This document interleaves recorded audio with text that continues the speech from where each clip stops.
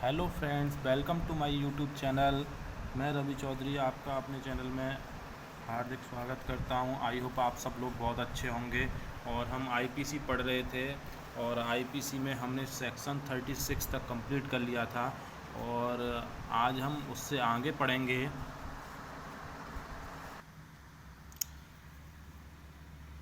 अभी हम सेक्शन 37 से स्टार्ट करेंगे और आई होप आप रिवीजन तो सब कर ही रहे होंगे। और जहाँ तक मुझे लगता है कि आप सब लोगों को समझ में भी ठीक से अच्छे से आ रहा होगा, तो उसको सारी चीज़ों को अभी आप जो है रिवीजन करते रहिए। और हम आगे का स्टार्ट करते हैं बिना किसी देरी के। तो हमारा ये सेक्शन 37 आ जाता है। सेक्शन 37 आईपीसी कहता है किसी अपराध को गठित करने वाले कई कार्यों में से किसी एक कार्य को करके सहयोग करना, ये सेक्शन 37 कहता है। मतलब कोई अपराध,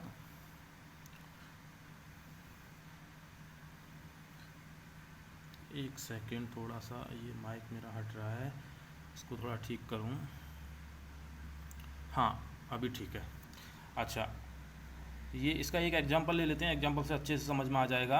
एग्जांपल कहता है गोलू एंड भोलू ने जहर कम कम मात्रा में दोनों ने दिया जिससे कि सेठ की मृत्यु हो गई। ठीक है, तो जैसा कि एग्जांपल से समझ में आ रहा है वही इसकी डेफिनेशन भी वही है।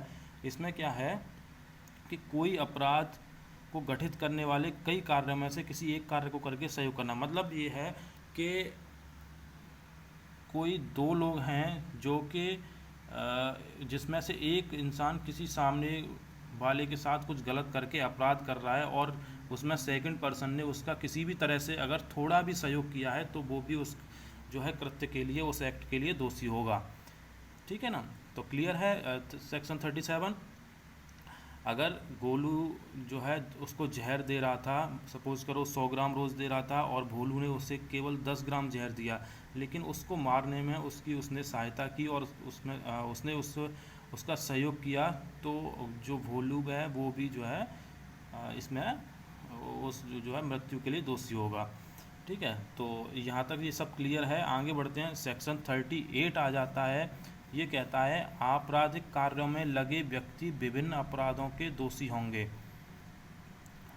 ठीक है, इसमें कुछ समझने जैसा कुछ है नहीं, सीधा समझ में आ रहा है कि आपराधिक मतलब जो इलीगल जो एक्टों में जिस तरह से लगे हुए व्यक्ति हैं वो विभिन्न विभिन्न अपराधों के लिए दोषी होंगे। तो वो जिस जिस तरह का अपराध कर रहे हैं उस तरह से विभिन्न विभिन्न अपराधों के दोषी हो सकते हैं। कहने का मतलब ये है कि ऐसा नहीं है कि वो जो है कोई भी अपराध करते घूम रहे हैं और उन्हें एक ही अपराध के लिए सज़ा मिले।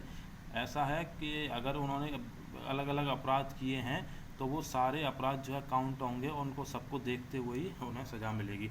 ये नहीं कि सज़ा अलग अलग मिलेगी कि अगर चोरी किया तो चोरी की 2 साल की सज़ा और लूट किया तो लूट की 3 साल की सज़ा, दोनों मिला के 5 साल सज़ा, ऐसे नहीं।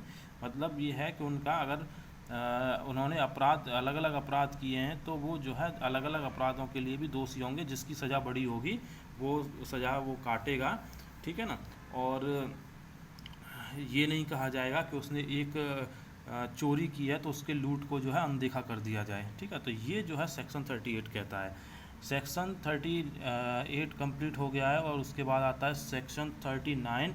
ये कहता है स्वेच्छा से या फिर कह सकते हैं अपनी मर्जी से।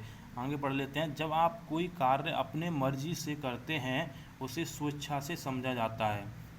जिन साधनों का प्रयोग जिन साधनों का प्रयोग किया जिससे आप समझते थे कि कोई अपराध हो जाएगा उसे स्वेच्छा से किया गया अपराध माना जाएगा। कहने का मतलब ये है कि अगर कोई व्यक्ति ये जानता है कि वो जो कार्य कर रहा है उससे जो है अपराध हो सकता है, उसे उस चीज़ की जानकारी है। सपोज करते हैं वो एक व्यक्ति किसी व्यक्ति की गर्दन पर चाकू मारता है जिससे कि उसको इस बात का ज्ञान है कि अगर चाकू मैं उसकी गर्दन पर मारूंगा तो उससे उसकी मृत्यु हो सकती है, लेकिन फिर भी वो उस कृत्य को करता है। तो ये जो है अपराध, जो अगर उसकी मृत्यु हो जाती है तो ये समझा जाएगा कि उसने स्वेच्छा से ये कार्य किया है, बिकॉज उसको ये इस बात की जानकारी थी कि अगर मैं इस पे धारदार हथियार से इस पर प्रहार करूंगा तो इससे इसकी मृत्यु भी हो सकती है। ठीक है, तो इज़ दैट क्लियर। सेक्शन 39 हमारा हो गया। अब सेक्शन 40 आ जाता है, अपराध के बारे में बताता है जो आईपीसी के तहत दंडनीय है। अपराध की डेफिनेशन बताता है एक्चुअली ये धारा 40 जो है, तो अपराध क्या होता है वो चीज़ बताता है ये, ठीक है। तो वन वर्ड अगर देखा जाए तो ये अपराध के बारे में बताता है, इसमें कुछ ज़्यादा समझने जैसा कुछ है नहीं, ठीक है। अभी जो समझाने के लायक जो सेक्शन है, जिसको जो कि समझने में मुश्किल है या फिर जो मोस्ट इम्पोर्टेंट सेक्शन है, उस पर मैं ज़्यादा टाइम लेता हूँ और उसको उस हिसाब से मैं समझाता हूँ, ठीक है ना। अभी आगे जो है उस तरह के और भी बहुत सारे सेक्शन और उस तरह के टॉपिक आएंगे जिनको बहुत बेहतर तरीके से समझा जाएगा और वो जो है एग्ज़ाम पॉइंट ऑफ व्यू से काफ़ी इम्पोर्टेंट भी हैं। तो इन पे बहुत ज़्यादा डिस्कशन करने की ज़रूरत नहीं है, इसको हम वन वर्ड में पढ़ते चलेंगे तो भी हमारा काम हो जाएगा, ठीक है। तो ये सेक्शन 40 कंप्लीट हो गया। उसके बाद आता है सेक्शन 41। ये स्पेशल लॉ और या कह सकते हैं विशिष्ट कानून के बारे में बताता है। विशिष्ट कानून ऐसे कानून होते हैं, जैसे कि एक एग्जांपल के तौर पर दिया गया है कि दहेज प्रतिषेध अधिनियम, डाउरी प्रोहिबिशन एक्ट 1961 जो है, ये जो है स्पेशल एक्ट है। तो ये जो है सेक्शन 41 ये स्पेशल लॉ के प्रोविज़न करता है, ठीक है। तो यहाँ तक ये कंप्लीट हो गया। उसके बाद आता है सेक्शन 42। ये लोकल लॉ या स्थानीय विधि के बारे में बताता है। स्थानीय विधि भारत में किसी खास स्थान पर लागू होते हैं। मतलब ये है इसका कि जैसे आईपीसी पूरे भारत में लागू है, उसी तरह से लोकल लॉ भी होते हैं। लोकल लॉ क्या होते हैं कि एक क्षेत्र वाइज जो है उस तरह से लागू होते हैं। इसमें एग्जांपल के तौर पर ये है आफ्स्पा 1958 में ये लागू हुआ। इसको अगर बोला जाए तो इसको बोलते हैं arm for special provision act, arm force special provision act, ठीक है। तो ये जो है किसी एक विशेष, जैसे झारखंड वगैरह के इलाके हैं ना, उन विशेष क्षेत्रों में ही लागू होता है जहाँ जो है नक्सली एरिया है, तो उस उधर जो है ये जो है इस तरह से लागू होता है। तो ये जो है लोकल लॉ होते हैं जो कि आर्म फोर्स को कुछ अलग अधिकार देते हैं। उधर जो है आर्म फोर्स जो है उसको कुछ अलग अधिकार मिल जाते हैं उस क्षेत्र में। तो ये कहीं कहीं लोकल एरिया में जो है उस तरह से होते हैं ये स्थानीय विधि। तो आई होप ये समझ में आ गया होगा सेक्शन 42। उसके बाद आता है सेक्शन 43। ये बताता है अवैध, इलीगल, मतलब अवैध को ही इलीगल बोलेंगे इंग्लिश में। तो इलीगल चीज़ों के बारे में बताता है। ये इलीगल है, इलीगल अपराध के बारे में ही बताता है, ठीक है। तो अपराध जो रहेगा वो क्या होगा और अवैध या इलीगल होता क्या है, क्या क्या चीज़ इलीगल हो सकती हैं, वो उनके बारे में बताएगा। तो जैसे कि आगे देखते हैं, अवैध कार्य जो किसी सिविल कार्यवाही को जन्म देता हो वो अवैध कार्य है। जो कोई ऐसा कृत्य है जो किसी सिविल कार्यवाही को जन्म देता हो वो अवैध कार्य है, ठीक है। उसके बाद आ जाता है कानून द्वारा निषेध। कानून जिस चीज़ के लिए मना करता है वो काम अगर किया जा रहा है तो वो भी अवैध है, इलीगल है। कानूनी रूप से किसी कार्य को करने के लिए बाध्य हों परंतु आप करने से चूक जाएं या मना कर देते हैं। सॉरी, अगर किसी कोई डॉक्टर है वो उस गवर्नमेंट हॉस्पिटल में है और वो कानूनी रूप से बाध्य है कि उससे अगर कोई पेशेंट आता है इमरजेंसी हालत में तो उसे वो देखना चाहिए, और वो जानबूझकर उसे नहीं देखता है तो वो अवैध कार्य, इलीगल काम कर रहा है, ठीक है ना। तो ये सेक्शन 43 ये कहता है। तो सेक्शन 43 तक ये कंप्लीट हो गया है। इसके बाद में जो है आता है सेक्शन 44। उसको आप पढ़ेंगे सेक्शन 44 को। सेक्शन 44 कहता है इंजरी के बारे में बताता है, इंजरी या क्षति को, और क्षति किसी व्यक्ति को ही होगी।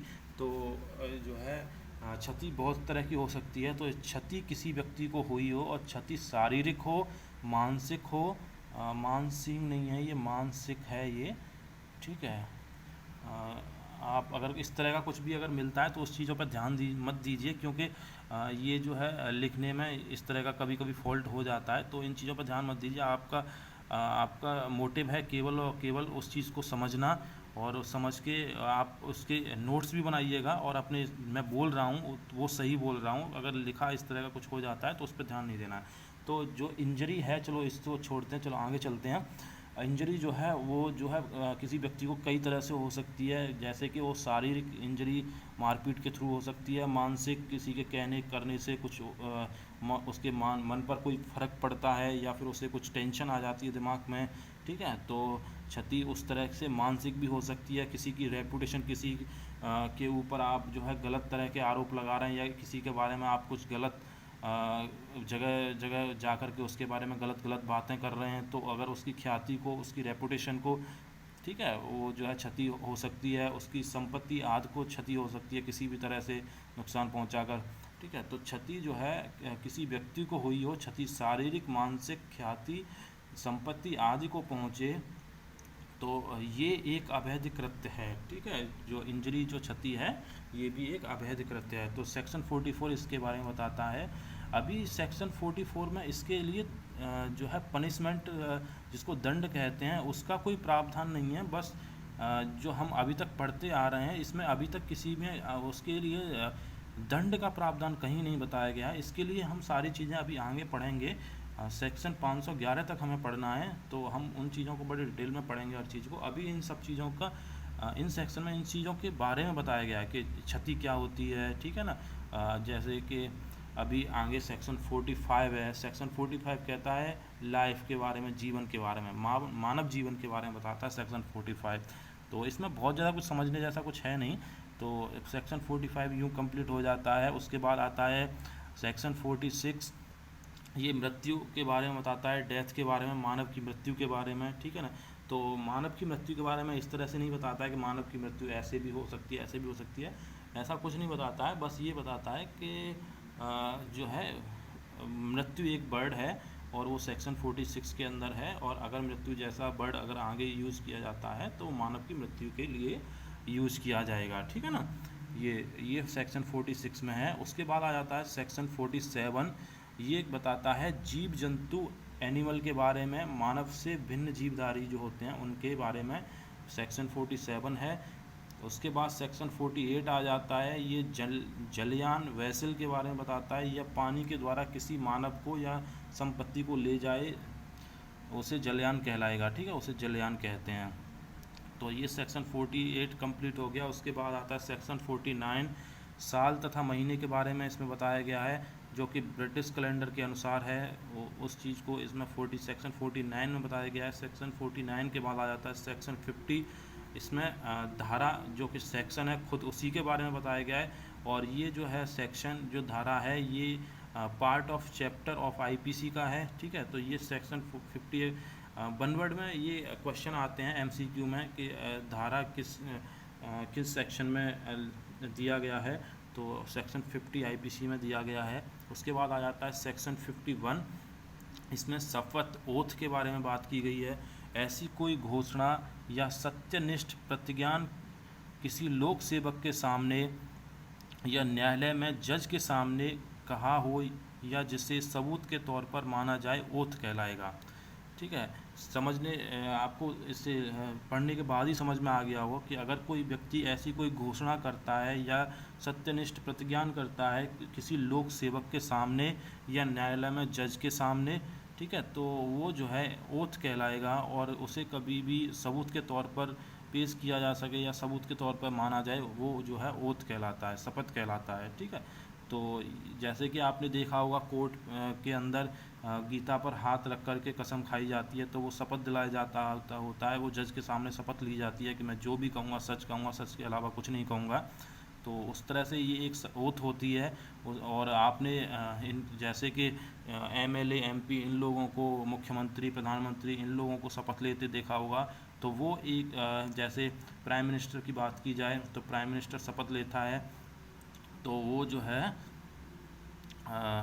जो स्पीकर होता है, लोकसभा स्पीकर, वो उसे शपथ दिलाता है, ठीक है ना।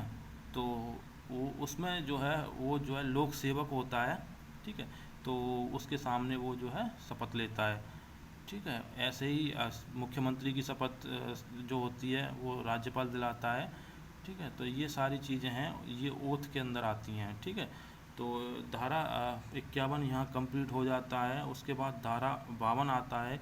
ये होता है सद्भाव पूर्वक या गुड फेथ में किया गया कोई कार्य, ठीक है, अब एग्जाम्पल से इसको समझ लेते हैं। किसी डॉक्टर द्वारा किसी मरीज की इलाज के दौरान मृत्यु हो जाए जो कि उसे पूरी शिद्दत के साथ बचाना चाहता हो, तो उससे सद्भाव पूर्वक माना जाएगा। कहना ये चाहता है कि अगर कोई डॉक्टर है, किसी मरीज़ का इलाज कर रहा है और वो उस मरीज़ को बचाने के लिए ही उसका इलाज कर रहा है, और भाग्यवश उसकी मृत्यु हो जाती है, और तो वो जो है उस कृत्य के लिए दोषी नहीं माना जाएगा, क्योंकि वो गुड फेथ में काम कर रहा है। अगर वो किसी व्यक्ति का हेड इंजरी हुई है, सिर का ऑपरेशन कर रहा है और सिर पूरे खोल के ऑपरेशन कर रहा है, तो उससे यूँ नहीं कहा जाएगा कि आपने उसके सिर में चीर फाड़ की थी, या फिर आपने सिर की नस को इधर से उधर किया था, काटा था, पीटा था, ये नहीं कहा जाएगा। वो गुड फेथ में काम कर रहा था, उसे बचाने के लिए, उसको ठीक करने के लिए वो डॉक्टर काम कर रहा था, तो उसे सद्भाव पूर्वक कार्य माना जाएगा। ठीक है ना। तो ये सेक्शन 52 में दिया गया है। उसके बाद आ जाता है सेक्शन 52A। ये बताता है हार्बर, संश्रय देना, मतलब किसी व्यक्ति को छिपाना, पनाह देना। मतलब अगर कोई दोषी व्यक्ति है, उसको आप अपने घर में छिपाते हो, तो आप भी जो है अपराध कर रहे हो। कोई व्यक्ति मर्डर करके भागकर आपके घर के अंदर घुस जाता है और आपको पता होता है, फिर भी आप उसे छुपाए रखते हो, तो आप भी दोषी हो। आपका ये उत्तरदायित्व होता है कि आप उसके बारे में पुलिस को जानकारी दें। ठीक है ना। तो आप किसी व्यक्ति को संश्रय देते हो, छिपाते हो या पनाह देते हो, तो आप अपराध कर रहे हो। इसमें जो है एक्सेप्शन है कि अगर कोई वाइफ अपने हस्बैंड को छुपाती है या हस्बैंड अपनी वाइफ को छुपाता है, तो वो जो है इस तरह से इसमें अपराध नहीं माना जाएगा, क्योंकि कानून ये मानता है कि किसी स्त्री का अगर हस्बैंड जो है कोई अपराध करता है, तो वो जो है उसे छुपाएगी ही छुपाएगी। वो नहीं चाहेगी कि वो जो है उस तरह से जेल जाए या फिर उस तरह से पुलिस के हाथों पकड़ा जाए। तो इसमें वाइफ और हस्बैंड को जो है छूट दी गई है। तो यहाँ सेक्शन 52A कंप्लीट हो जाता है।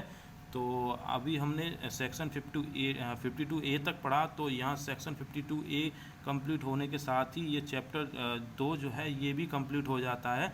तो अगली वीडियो में हम पढ़ेंगे चैप्टर 3 और नया चैप्टर स्टार्ट करेंगे। और यहाँ तक आई होप आप सब लोगों को अच्छे से समझ में आ रहा होगा। और मैं आपसे कहूँगा कि आप रिवीजन ज़रूर करती रहिएगा इसका, नहीं तो होता ये है कि नया पढ़ते जाते हैं और पुराना भूलते चले जाते हैं। ठीक है। और इस चीज़ से आप बेफिक्र होकर के ये चीज़ पढ़िए कि आप ये ना सोचिए कि इसमें जो है मुझे उस तरह से कहीं और जगह से पढ़ना। आप पढ़ना चाहते हैं पढ़ सकते हैं, लेकिन मैं आपको यकीन दिलाना चाहूँगा कि ये जो है आप देखोगे तो कई सारी बुक्स जो हैं उनका ये निचोड़ है। और मुझे नहीं लगता कि इतनी इजी भाषा में कहीं से आप समझ पाओगे, क्योंकि ये अगर आप किसी लॉ की बुक को उठा करके पढ़ने के लिए बैठोगे, तो आप पाओगे कि उसकी लैंग्वेज इस तरह की होती है कि उसको समझ पाना बड़ा मुश्किल होता है।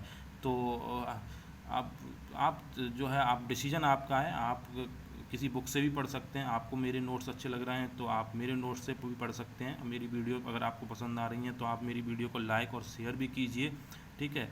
और अगर आप चैनल पर नए हैं तो चैनल को सब्सक्राइब कीजिए और बेल आइकन की बटन को दबाना मत भूलिएगा, जिससे कि हमारे नई वीडियो के नोटिफिकेशन आपको टाइम पर मिलते रहें। ठीक है। तो ठीक है, चलिए कल मिलते हैं फिर नए वीडियो में। चैप्टर 3 हम जो है स्टार्ट करेंगे। तब तक के लिए आप अपना सेफ रहिए। Good bye.